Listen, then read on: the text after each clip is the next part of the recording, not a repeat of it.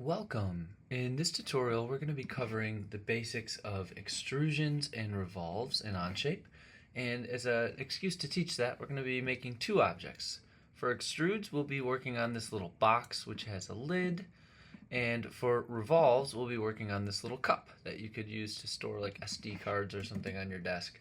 Both of them have a lid that has these little finger slots where you could pinch to remove the lid. So we're going to sort of treat part one as creating this box, part two as creating the lid. So let's get started with creating a box that looks like this. Now if we were to slice this box in half, which we can do by hitting Shift X for a section view and selecting a plane that cuts through it, we can see what's going on inside this box, and you can see that the lid has a little lip that extends down inside the box. And that's going to prevent the lid from just sliding around on the top of the box. There's a little bit of a gap there so that it fits easily, but it is going to sort of roughly stay in place when the box is in use. So let's go ahead and see how we could create a simple box like this. So if you create a new OnShape document, it's going to automatically create a blank part studio for you. And you'll see these three theoretical planes and the origin. So there are many ways we can make a box like the one you just saw. We're going to show just one way that focuses on using the extrude tool. So we're going to start by creating this box that's down low. Now we're not going to worry about the rounded or chamfered edges just yet. We're just going to create the basic form, which is this hollowed out box that started as a rectangular prism. So if we select the top plane as our sketch plane, we can create a new sketch by hitting Shift S. And we can hit N to view normal to the plane. Now we're looking straight down from the top. If I hit R for my center point rectangle tool, which is up here, you can find it in this drop down. If I do that, I can start a rectangle that's centered right at the origin. And so if I click there and just kind of move my mouse around, I'm not clicking and dragging, just clicked once, I can rough out the proportions of my box. And then I can hit D for dimension so that I can go through and actually apply some dimensions to this box. So if I click once on this long side and click somewhere else, I can say I want that to be maybe 12 centimeters long. I can do the same on the short side, and proportionally maybe we want to go about 9 centimeters across. So this is going to mark the floor of our box. This is going to be its overall dimensions if we were to look at it from the top down. And so I might call this box floor. And I'll hit the green check to accept my sketch. Now if I look in 3 dimensions, I've actually only created a 2D sketch like we covered in the last video. And so I need to extrude this by pulling it up into 3-dimensional space. So if I click once on my sketch and I click the extrude tool or hit Shift E, it's going to automatically apply some thickness to that previously 2-dimensional rectangle I drew. So I can either drag with this arrow to make my box thicker and thinner, or I can come in here and type in a dimension. So maybe I want my box to be 6 centimeters tall.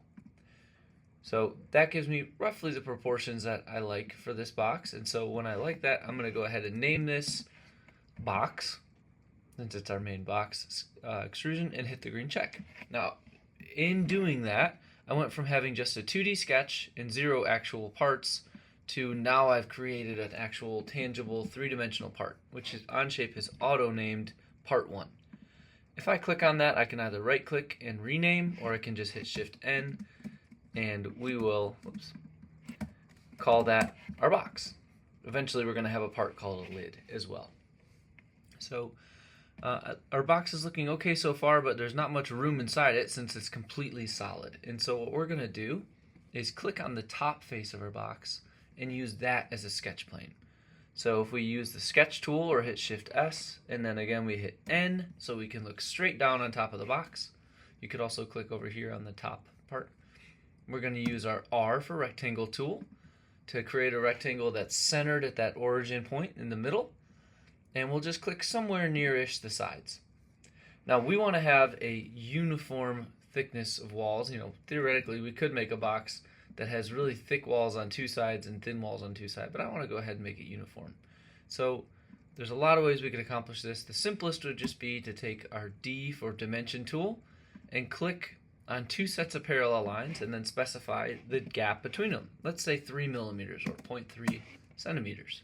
Now it auto resized our box for some reason. That's okay, we don't need to. We can drag it closer to what we want it to look like. But we can always just use the dimension tool again, D, to specify the distance between these two parallel lines as 3 millimeters. So now that we've got what we want to be the interior chamber of our box specified, we're going to go ahead and call this like inner cutout. And we can hit the green check to accept our sketch. Now nothing's actually happened yet because again, that was a 2D sketch. However, if we click once on our 2D sketch and we use the Extrude tool, this time instead of adding or creating a new part, we're going to click remove, and it's going to remove material by sliding that box that we just drew down into our box. So we could specify a depth. We could say cut it 4 centimeters deep, or instead of what's called a blind extrusion, we can say we want to go up to a specific face. In this case, we want to extrude all the way to the bottom face of the box, except now we've lost the bottom face of the box. So we can get it back by choosing an offset distance. And that's going to say go almost to the bottom face of the box, but stop when you're, let's say, 3 millimeters short. If we call this inner cutout and hit check, we'll now see that our box has a nice hole inside where we could actually store some things.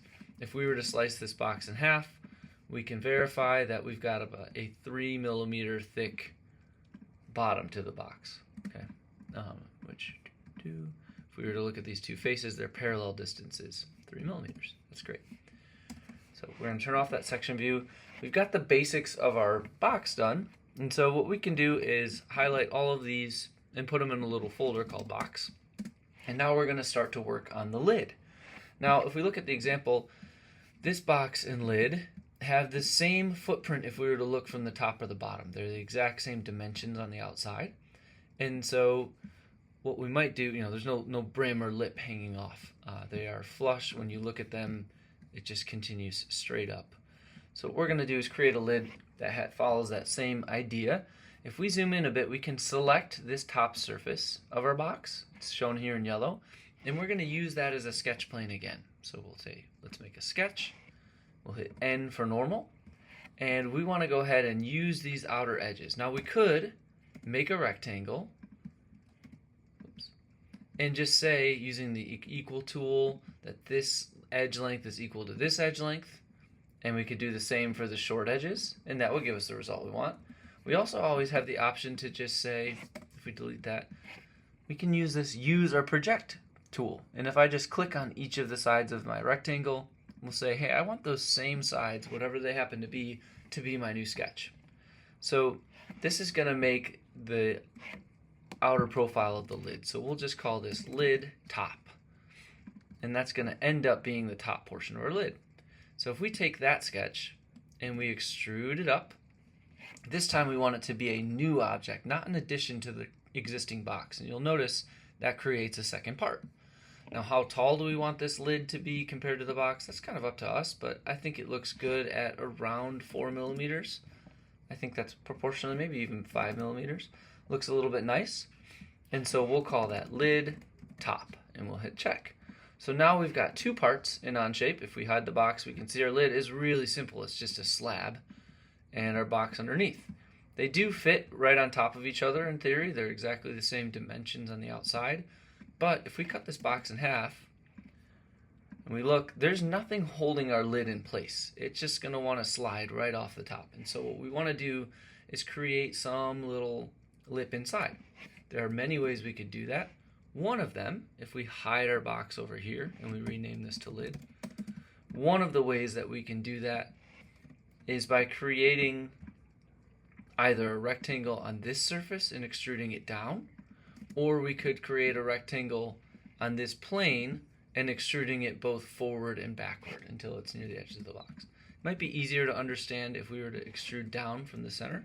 So what we're going to do is when we're looking up from the bottom of our lid, we're going to choose that bottom face. We're going to make a sketch and hit N for normal. And we've got to create a rectangle, again centered around there. Now, we've got a little bit of thinking or math to do. If we were to go ahead and say, just like we did before, that the distance between these is, oops, our dimension tool, let's say 3 millimeters in both directions. All right, we've created a little inner portion of the lid. We can call this inner lid. If we extrude that, let's say maybe 3 millimeters by adding to our lid, we call that inner lid.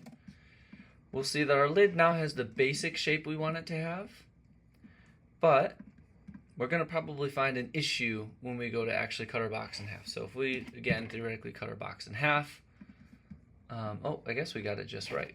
I was thinking that there was going to be some interference between this line and that one. For example, if instead of 3 millimeters, we had only given ourselves 2 millimeters of clearance, what we would find is our lid, and it's shown here in red, is too big, that inner lip for the box. So we want to go ahead and not make it an exact perfect fit, because in reality, that's not going to end up fitting. You can't fit a 1 centimeter block into a 1 centimeter hole. So we're going to say it's the same 0.3 centimeters or 3 millimeters that we specified as the gap, but we're going to add just a little bit more. Let's add 1/2 millimeter. And that's going to give us a little more clearance around the edges. Here we'll do the same thing. We'll say 3 millimeters plus 0.5 millimeters. And that's going to make our lid slightly smaller in both dimensions than the inside of the box. And that just gives us a little gap. You could do a smaller or larger gap depending on how loosely you want this lid to fit. But now we've got the general idea of our box. And I'm going to turn off that section view, and it looks mostly good. We're starting to resemble the one we saw before, but we're missing this feature for how do I remove this lid. Right now our lid is exactly the same dimensions as our box, so it's going to be kind of tricky to get your hand on it. So what we'll do is click on the top surface of the lid, make a new sketch. As always, we'll hit N for normal, and we've got our origin as well as our planes here. What we're going to do is create those two little D-shaped cutouts on the top. That could be a nice spot to put your fingers to pluck the lid off of this. So we can take our rectangle tool again, center point rectangle, and instead of being on the origin, we're going to drag from the origin over to the side, and you'll see it kind of snapping, so we're in line with it. We're just going to draw roughly a rectangle, and we've got to tell this rectangle its dimensions. So maybe we say that it is 2 centimeters high, and let's go with 1.5 centimeters wide. Now, it's still blue because we haven't specified where this rectangle is along this horizontal line, so let's go ahead and say it's 5 millimeters from the center line, or 0.5 centimeters. The last thing is to create that D shape. We're going to use a circle tool, which is just C. We're going to click here and drag right out to where it snaps, and now we've got the overall profile, which is a rectangle and this half circle added. Instead of redrawing all that geometry on the right side, we can use the mirror tool and use this plane as our mirror line. We'll just drag over there, and now we've got 2 copies of that D-shaped slot. So we'll call this a slot on the top and hit check. And we're going to once again click on our sketch and use the extrude tool. Instead of extruding by adding material or creating a new part, we are going to remove again. And this time we can just say remove through all, cut all the way through the lid of our box. You'll notice it doesn't cut through the bottom part, it doesn't cut through the box, because our merge scope is set to only impact the lid. If we were to add box to that, we would see it would cut all the way through the box as well. We don't want that, so I'm going to hit the X there. And we'll call this slots and hit check. So at this point, our box has a lid that should fit snug but loose enough. It also has those D-shaped slots for plucking the lid off the top. Now you'll notice that this box maybe looks a little more polished in the example. All we've done there is add a couple of features. So one is that we rounded the exterior corners of the box so it's not so sharp. If we pick one of these exterior edges on our box and we right click on it, we can say select parallel edges, and that's going to select all 8 of those edges on this box that run vertically, inside and outside. And we can use the fillet tool to create a small round on them. Now it's set at 2 millimeters here, or 0.2 centimeters. I'm fine with that. Technically, if we wanted to have uniform wall thickness all the way around, we would have to do a smaller radius on the inner curve. You see how it kind of fattens out in the corner, but I think this looks just fine. We've got some nice round corners, and we can go ahead and do the very same thing on our box. In fact, if we double click on our fillet, we can just add the edges of our lid to that same fillet. And maybe we want to select all of the parallel edges, so we do the interior ones as well, which I'm talking about these little guys on the interior corners. So if we hit check, now our lid has some nice rounded corners, as does our box. You'll notice also the inside of this D-shaped slot got rounded in that fillet because it was running parallel to the other edges. So generally this looks good. The only other thing I might do is add a little chamfer to this entire top surface. So if I click on the whole face and use the chamfer tool, you can add a small chamfer, and that just gives these little beveled edges along the top. Now this box I beveled the edge at the bottom of the lid and the top of the box to create what's called a shadow line. It's a way of hiding an imperfection if they don't line up exactly. This more distinct line that separates the features can help things look a little nicer, but we don't have to worry about that. At this point, we've got a box with some nice rounded corners and chamfered top edges. We could always add to that chamfer this bottom face and have slightly chamfered bottom edges as well, and that's going to help our box look good. So that's the end of part one. That's the extrude tool in OnShape. The basic premise is that you draw a two-dimensional shape and then you pull it into 3 dimensions by extruding it, either creating a new part, adding to an existing part, or removing material from an existing part. So thanks for watching.